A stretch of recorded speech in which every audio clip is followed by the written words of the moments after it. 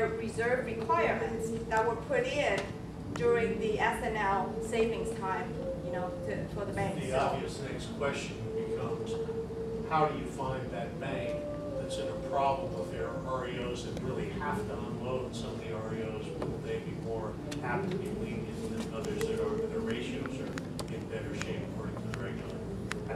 Is that public knowledge? It's public. That I don't know. Bill, you are in the business. Do you know? A lot of those kind of deals have been brokered out.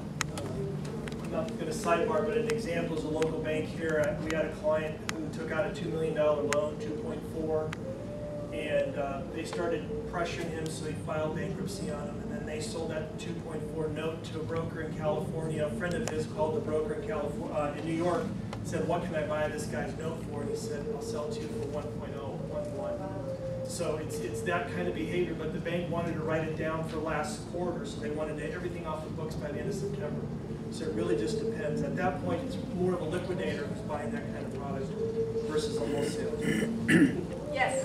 Where does PMI insurance come into this when somebody's foreclosed on?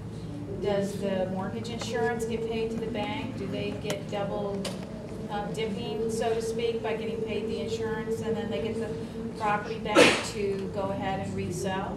Is that what makes them stubborn about doing short sales? But what I understand with PMI is 20%. And Bill, you're in the business, so you correct me if I'm, so 20%. So the bank who takes the property back will get a 20% pay back from the PMI, and then they're out the other 80%.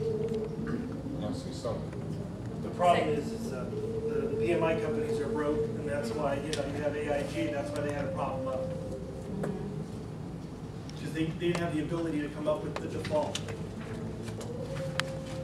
So as of now, as a per